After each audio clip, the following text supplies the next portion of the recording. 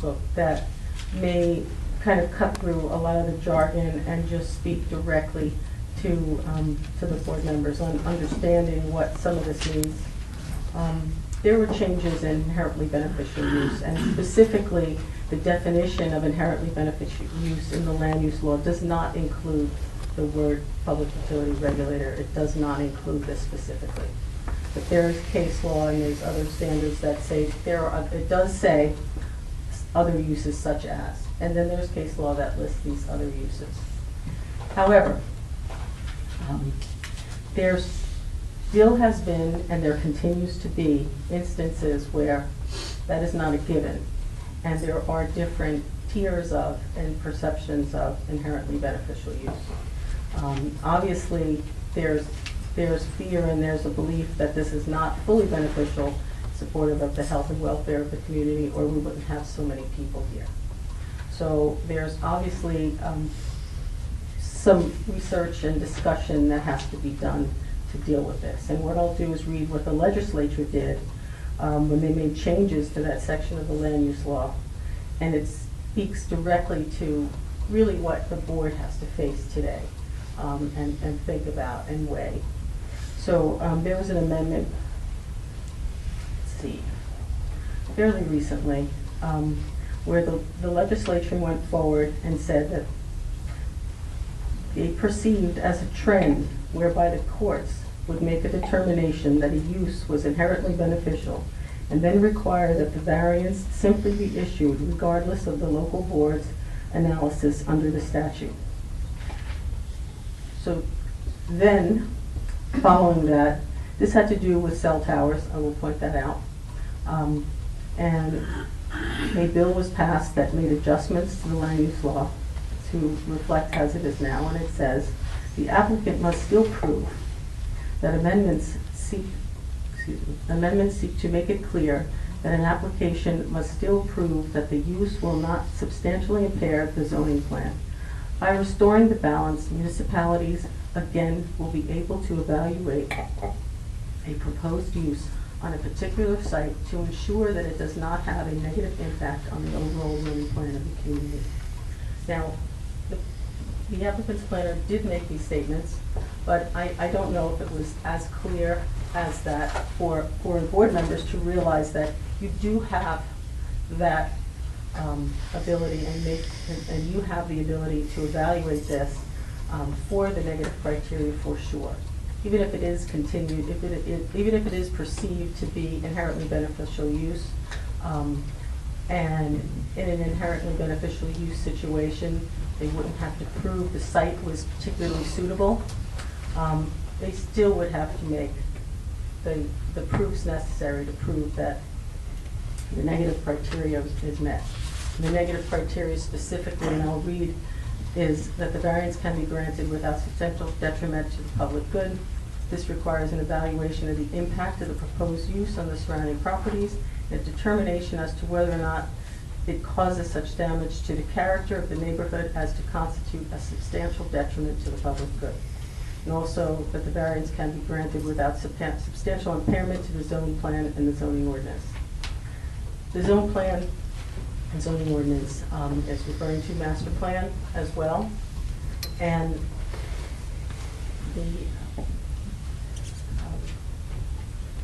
the master plan sections that were read into the record exist, and they're valid, but I think they're valid, but I think there's also some master plan sections that the board should hear so they can make their decision in an informed manner. Basically identifying all concerns and looking at all sides, because this board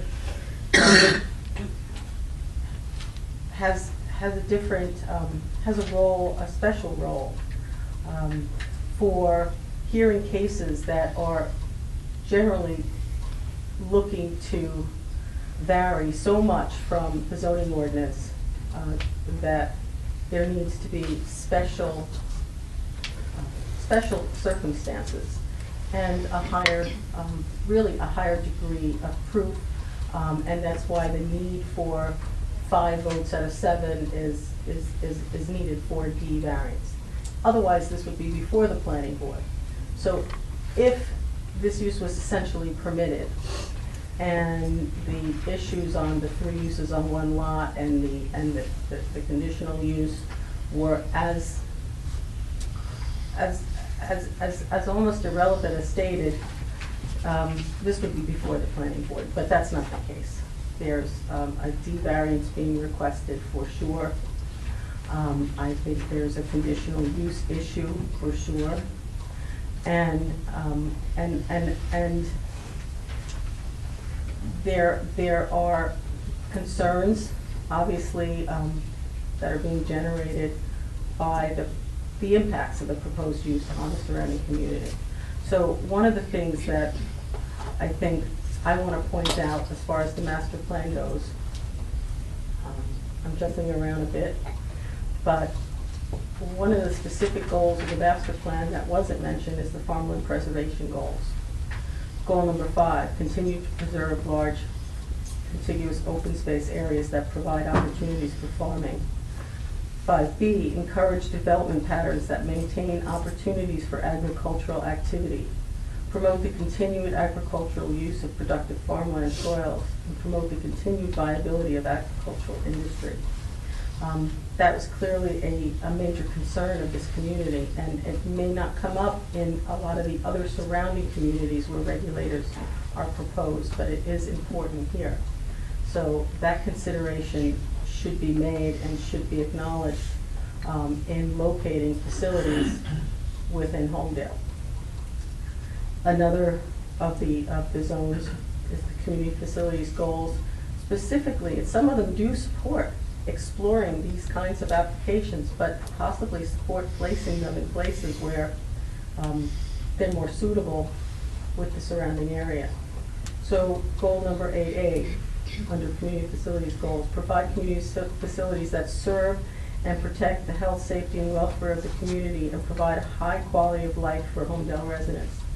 Provide community facilities that serve at appropriate and convenient locations and best serve current and future residents of Holmdel. Provide for the upgrading and expansion of municipal facilities where necessary. And one of the issues that has come up here, and I mean, the planner made it as a statement as it was provided, but I think there is still doubt in listening to some of the questions that came up from the public on why this was necessary. Coordinate the timing of the planned public projects and improvements of the township's capital improvement program in order to ensure that community facilities and services are available when needed. This is talking about the community improvement, the capital improvement program, but I think if this is being put forward as an improvement for Holmdel residents, I think it applies as well. And then the key to this is the utility service goals.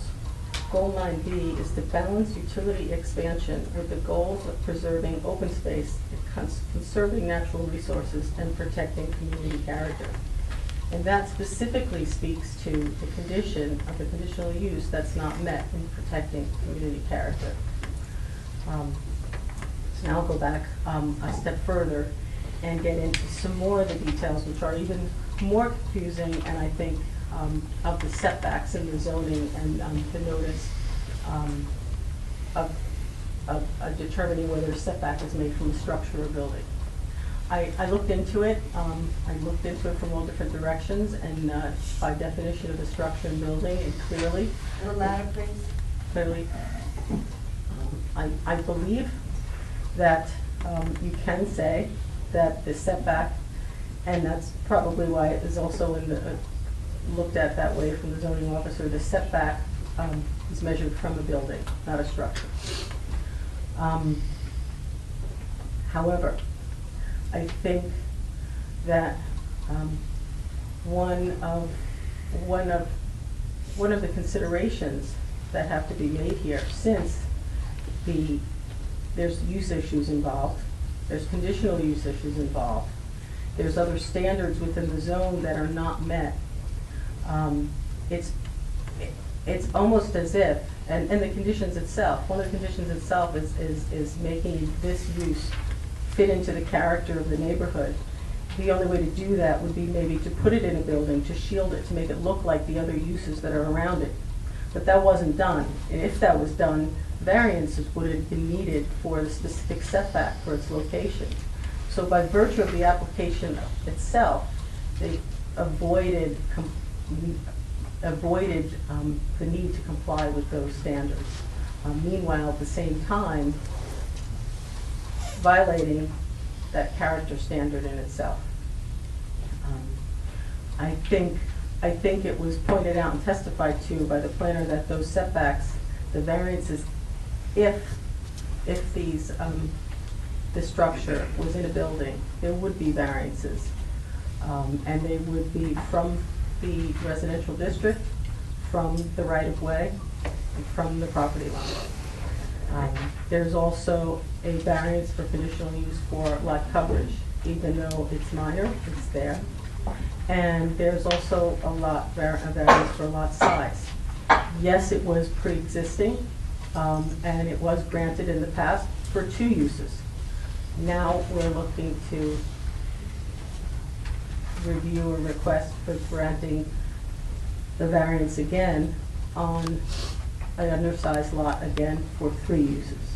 So it is different. I don't think you can say it was pre-existing. I think you have to look at it as a new application that it is. So a lot of these are technical zoning issues that don't always come up, but this is a complicated application. So I think it's my role to point these things out. I do agree with a lot of the things that were said by the planner, but I do not believe that they were framed in a way that really reflects the true issues. And I can't agree with some of the conclusions, for sure, because some of the conclusions, well, the conclusions assume that all these other things were fine, and I don't think they are fine. They weren't pointed out and addressed individually and focused on individually. One example, and I am a person who is very visual, and when I look at site plans, I see new things every single time. So one of the things that has jumped out at me when we were talking about mitigation and other things for the site, we went back and looked at the site for landscaping. Can you speak in the mic, please? Sorry. This site is heavily landscaped. It is. The application has a lot of large trees being proposed, but landscaping alone doesn't hide things. A chain link fence, yes, it doesn't hide the entire height. The stacks of the heater exceed that. The applicant has put in berms, trees, and landscape easements on, it looks like L-shaped part of the lot, and actually maybe 3 sides altogether. However, the 4th side, there is no easement. There's also no control over it. So even though right now it appears as though all this effort has been made to ensure that visually this will be shielded by landscaping, it may not. The landscaping along the edge of the site adjacent to the solar farm is not protected by a conservation easement, and all of it could come down. So an effort has been made to address that issue, but I can't say that I think that it's satisfactory in ensuring that this won't be visible in the future. And I think I've raised a lot of points that I'm not sure if there's, I'm sure that there's more that I wanted to say as I took notes. But one of the things that I think that maybe we can start some discussion on is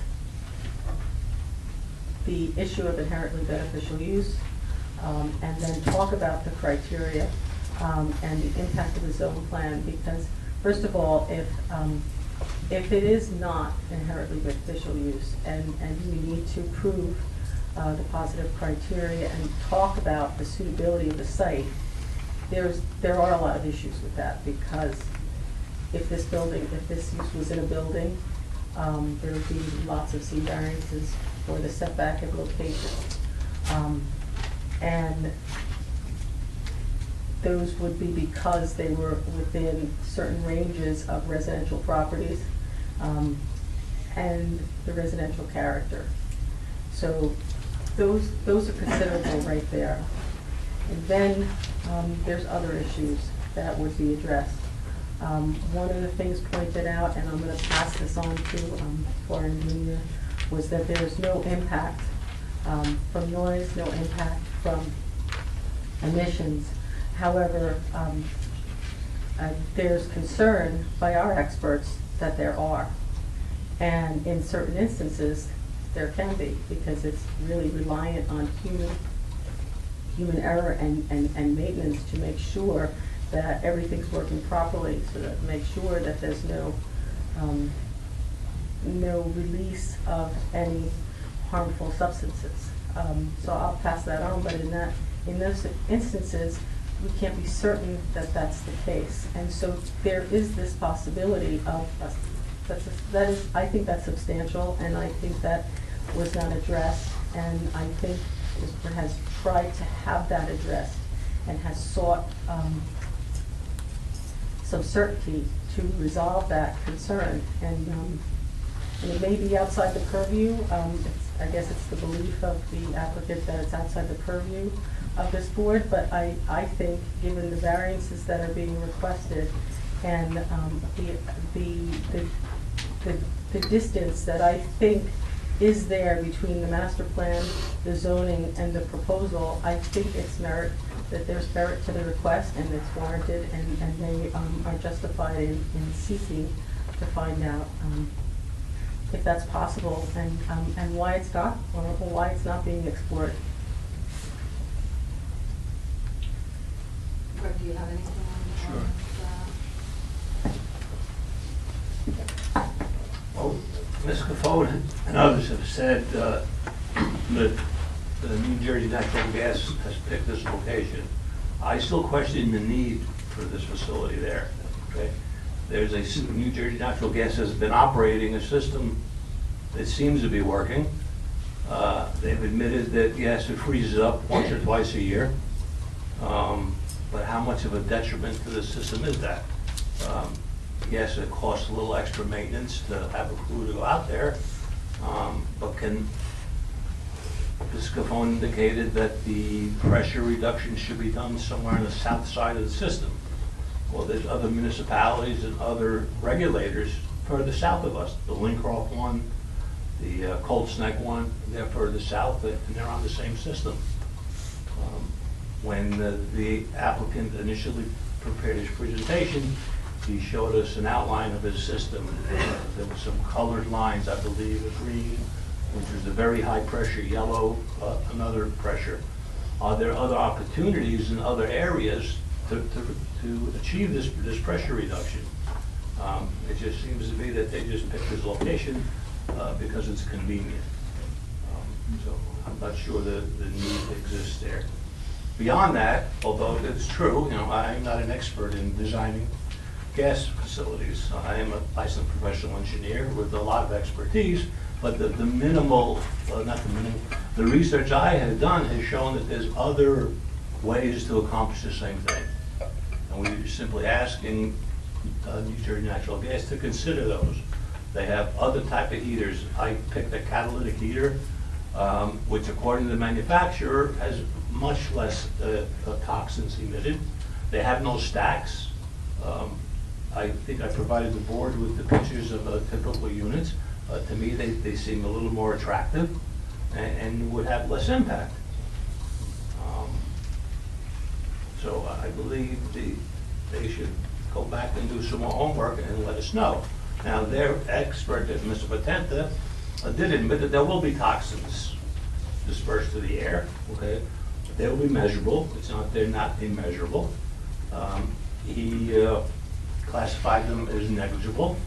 The whole question here is what is negligible? Since there are no standards for us to guide the board, what is going to be the cumulative impact of these minor or negligible emissions year after year after year on the community, on the fauna, on the plants in the area? So we're concerned that the overall cumulative impacts have not really been addressed. Not to mention government standards change over time, right? So what could be acceptable today may not be acceptable at some other Yeah, point. that's correct. And the research I did show that the EPA believes that these type of heaters do emit emissions, do emit toxic emissions, okay? The list I had was 10 or 12 of them. I think Mr. Patenta agreed there are only 3 or 4 of them are possible here. Okay, but there are still emissions, and the cumulative effect is what we need to look at. Questions from the board? I'd actually like to get public first. Speak into the microphone, please. Yes, actually, Ms. Cofone, thank you very much for your testimony. I appreciate your summation of all the professionals, because we've been here, how many times, Ms. Skidmore, have we been here? This is our fourth. Yeah. I don't know. So for us to get that recap, I appreciate that. And one of the things coming here tonight that I wanted to revisit in the testimony had to do with the real estate analysis that was done by Mr. Otto. Well, it addresses it, okay.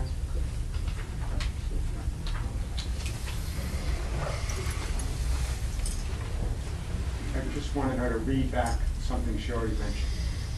So one of the things that you mentioned had to do with the agricultural land, and that there would be no impact on the agricultural land. You had read Mr. Otto's testimony. I was wondering if you could read that back again. It's something to do with, due to the limited use potential.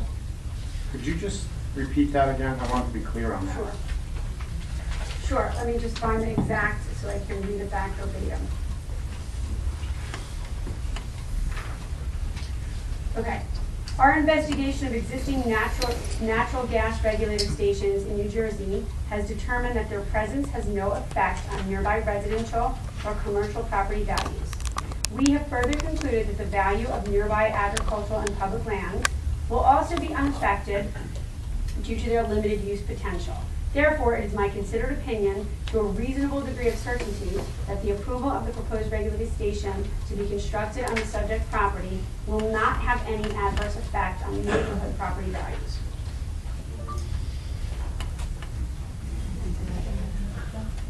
So with regard to that testimony, one of the things that I think I know I personally was looking to hear was what the effect would be on a vineyard, because we have one in that area. There was no study on the effect of a vineyard, because the argument was that due to the limited use potential of agricultural lands, there's no change in the value. And the argument was made that it doesn't matter what crop is on that land, it was almost irregardless. So we heard no testimony specifically to the effect of a going concern business, a vineyard in town, and how that could be negatively affected by having a regulator station nearby. We asked the question as to, in that data collection by Mr. Otto, are there any other regulator stations that he could find that were in close proximity to a vineyard? And we were told no, that would be like finding a needle in a haystack. Well, unfortunately, that's the needle in a haystack that we're looking at right now. So I'm still waiting to hear testimony as to that business, and not just the value of the business itself to the business owners. But I also asked a question about, can a community place a value on a business for other reasons, such as it being a beautiful place to go with your family? So I still have not heard any testimony addressing that. It's a very fair question, Mr. Briamont, and am I pronouncing your name correctly? Briamante, Briamante. that's okay. So Briamante, Mr. Briamante. It's a fair question. So I'm not going to speak to value because that's not my wheelhouse. Mr. Isle is here.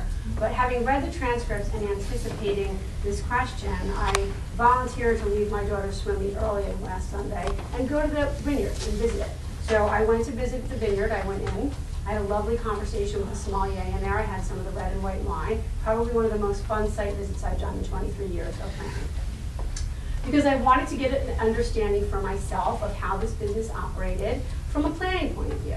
Because one of the things from reading the testimony that I read that the board, the public was concerned about was how is this regulator going to be perceived in context with the vineyard that exists across the street. So I went, like I said, I visited, I parked my car, my mom and I went in, we had a glass of wine, and I took a picture of standing behind my car, looking at the subject property. You categorically cannot see where the proposed regulator will be. And I took a picture, but you can certainly see the cell tower coming up out of the trees if you're standing on the vineyard, literally immediately adjacent to the area where they have their, if you've been there, then you know they have outdoor seating, there's fire pits there. So if you were sitting, you would be facing west. So facing our property, facing Holmdel Road. If you were looking at it and you looked at the subject property, sitting out and enjoying the vineyard, if you took your wine and you went outside and sat down, you would not see the regulator, but you would actually see the cell tower quite clearly from the subject property. So from a planning point of view, not speaking from value, but speaking from planning, I mean, if you can't see it from the vineyard, and you can't smell it from the vineyard, and you can't hear it from the vineyard, but you can see a cell tower, and it's adjacent from a commercial zone, I can't get there. There's a substantial detriment. What's the detriment then? If you're sitting out at the vineyard like I did, and you can take a look, you know, and standing, I took a picture of it because I thought it was a really compelling argument to sit there and say, I sure can see that cell tower that they approved, but I certainly can't see, there's no way you're going to see the regulator facility from that vineyard. And it's a really neat little operation, I have to say. They said they have live music on Friday nights, and you know, they have lunch specials Thursday to Sunday, they're open, and it seems like a really neat little business, very nice, a nice asset for your community. But I just don't see how there is a rational nexus to link a negative impact on that to this regulator facility that you can't see from the site. So I'm just, and the regulator facility is in a zone where it's allowed to be in. They allow public utilities, and certainly I can appreciate your planner's position, but I stand by my testimony that we meet all of those conditional use standards. So the residential structure, you have to, the first part of that ordinance says, in order to invoke that, the design of those residential structures, they have to be within 200 feet of a residential zone, which we're not. So it's not applicable. And I think it's unbelievably unfairly prejudicial to us or any other applicant to say, they're not buildings, we know they're not buildings. But if they were buildings, all these variances would apply to them. But they don't, and they're not. So really, it's unfairly prejudicial to us to ask us to be held to standards that don't apply to us. It's terribly unfairly prejudicial to an applicant to interpret an ordinance such that the building setbacks don't apply, and then say that if they did apply, there would be some negative consequence. So from a planning point of view, certainly I don't agree with that logic or that line of impact questioning. And from an impact point of view, again, I'm not qualified to testify as to the impacts of that business. I can just testify as to my observations and my perceptions as to what I think would be a lack of impacts on that business. I have a question based on one of the statements you just made me think of.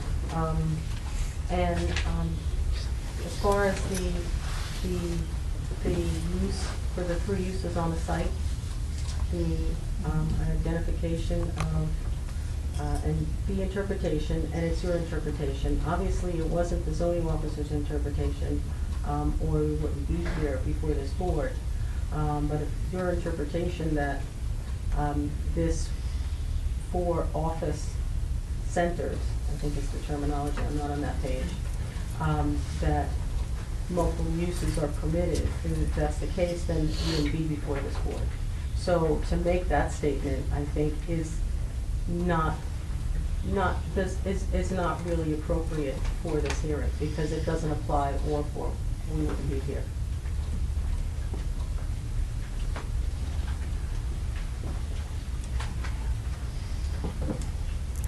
Can I ask a couple of questions to my planner on redirect?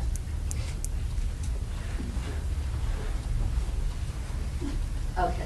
Okay, just a few. I'm told I have to let you, so. They're not a lot. I'll try to be short. Yeah, and please, be I very will, short. I'll try. I just want to quickly touch on this issue that Marianne seems to be raising on the conditional use standards. And there are two issues primarily, or two that I'm concerned with that Marianne raised. Ms. Confone, in your opinion, that first conditional use standard that speaks to a direct utility service, do you believe that applies to us? And why do you believe that applies to us? I believe we are a direct utility, yes. We provide utility service directly to residential customers, over almost 6,000 of them. So yes, I believe we are a direct utility service. And with regard to condition number 6 that Ms. Buccicardi just raised, could you just read that condition into the record? Because I feel like there's some confusion there as to that standard applying to us. Yes, I will read it directly as it reads in the ordinance. The design of any structures within 200 feet of a residential zones or uses, that's how it's written in the ordinance, so shall be residential in character and shall emulate the style of adjacent residential areas in scale, height of buildings, facade materials, and general structural treatment. So it only applies to design of structures within 200 feet of a residential zone. And are we within 200 feet of a residential zone? We are not. Okay, so in your opinion then, does that standard apply? Categorically not. I don't see how you interpret it in any other way. And there was also an issue raised by Ms. Buccicardi concerning, or calling into question whether this is an inherently beneficial use. Could you just briefly speak to that? I think, public utilities have certainly been held to be inherently beneficial uses, providing natural gas, which heats our homes and allows us to cook and keep us, functioning as a society. We need natural gas. I mean, try to envision your life without natural gas for the next few weeks, and then tell me if you think it's an inherently beneficial use. It's an absolutely inherently beneficial use. And finally, I also think Ms. Buccicardi called into question the negative criteria here. But I first want to emphasize, what is your position on the standards that we need to comply with? I believe that we went through the SECA standards. I did. And do those specifically address the negative criteria by way of the balancing test? They specifically identified the substantial detriment and the negative criteria, yes, in the balancing test, of course. And in your opinion, do we wholeheartedly meet that balancing test wherein the public benefit would exceed any detrimental impacts that could be even uncovered here, or that from your perspective in this area? Do we meet that test? Without a doubt. So Ms. Buccicardi also raised that if we weren't an inherently beneficial use, that we would in fact need to meet the negative criteria. Is that right? We would. And in your opinion, in that case, do we still meet the negative criteria, notwithstanding your opinion that we meet the SECA test? We would, yes. I have no more questions. Okay, I'm going to give the community an outline of what we're going to do for the rest of this evening, and then I'm going to open it up to questions. So I have a lot of people. For those of you who've never been to a zoning board meeting before, I guess thank you for coming. What's going to happen now is I'm going to let members of the community, I'm going to start with Mr. Spizzara, who's the, you not have none? Go ahead. Let other people ask questions, please. You sure? Yes. Okay. I'm going to allow members of the community a limited amount of time. I'm going to give a show of hands. I'm guessing there's going to be a lot as to who wants to ask questions. And just give me a second, and then I'll ask. You'll be able to ask questions of any of the gas company's witnesses who are here, not just of the planner, but any of the witnesses who are here. I'm going to let that go on for, I'm going to let questions go on for an hour. So it's 8:30. I'm going to give everybody a limited amount of time. I'm going to kind of gauge it, so it's going to be roughly 3 minutes, depending on how many people want to talk. We're going to do that for an hour. These are going to be questions, and I'm going to be, I don't mean to be rude, but I'm going to be very strict about cutting you off. There is no commentary in a question. Questions start with a what, a where, a how, a why, and should be relatively short and direct. You take up a lot of other people's time by putting commentary in your questions. So the shorter your questions, the more questions you're going to get to ask. So I'm going to allow you to go ahead and do that for an hour. At 9:30, we're going to stop the questions, and we're going to have a public commentary period of time for about an hour, where at that point, you can get up for 3 minutes and you can give your opinion and make a statement and say anything it is that you want to say without interruption. At 10:30, I'm going to cut off the meeting and give the applicant and the objector's attorney an opportunity to make a closing statement, and then allow the board an opportunity to have public deliberations, and then the board is going to vote. Okay, so with that, right. As far as your questions are concerned, please don't repeat things. I'm going to stop you if you're repeating things that have already been asked and answered, because otherwise I'm not going to give everyone in the room a chance to ask questions if they want to. So again, I don't mean to be rude to anybody. That's absolutely not my goal, but I do need to give everybody a chance to get through this meeting this evening. So having said that, I'm going to, yes, Jen.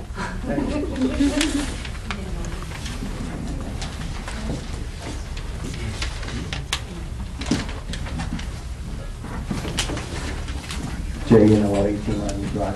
Mr. Capone, are you aware from prior testimony that during certain winter conditions there would be moisture plumes, or whatever you would like to call them, coming out of the stacks of this facility? I'm going to object to that. Really? There wasn't any testimony that there'd be moisture plumes. Mr. Sanders agreed that there could be, like similar when I brought up my furnace at home, high efficiency furnace, where neighbors said, "What's that coming from the back of your house?" And I said, "Those are moisture plumes from my..."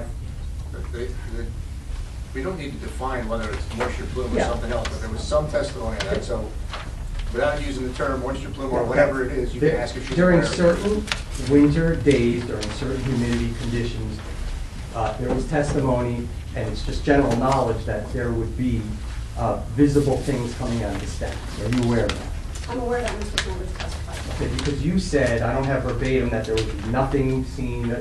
So I think there's that may be commentary, but there's a false narrative here that nothing would be seen.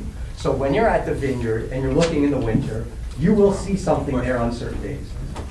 Also, you said, are you aware that there are multi-million-dollar houses nearby? Because you implied there's no it's not like you're plopping this in your multi-million-dollar houses, but there actually are. 25 in fact. 25? Yes, Okay. within a half mile. So how can you say that? How can I say that? What I said was, I'm sorry, your last name again? Yanello, another Mr. town. Yanello. What I said, Mr. Yanello, was it's not like we're dropping this block in the middle of a residential area that has multi-million. OL2 zone, it's not a residential zone. It's an Members of the OL2 public, zone. there's no other commentary, please. It's extremely rude, so please don't. So yes, I am aware that there are beautiful homes on Hot Brook Road. I drove the street, some of them are still under construction. It's a wonderful street. But this, Mr. Yanello, is not a residential zone. It is an OL2 zone that allows for laboratories, testing facilities, public utilities. So where we're putting this property is certainly near some very lovely multi-million-dollar homes, but it's not in a residential zone, sir. So that's how I can come to that conclusion, because the property is zoned OL2 and has an 80,000 square foot building on it. Okay, so you're saying just because it's on that piece of property, what's close by is not that relevant. Is that your point? It's certainly, I didn't say that it wasn't relevant. I said it's a commercially zoned piece of property and it's not being put in an unscreened residential area. Why the focus for you on the southern end of the pump system? Something that I've been concerned about, and I know many people in the room have been concerned about. Question. Okay, why the focus on the southern end of the pump system?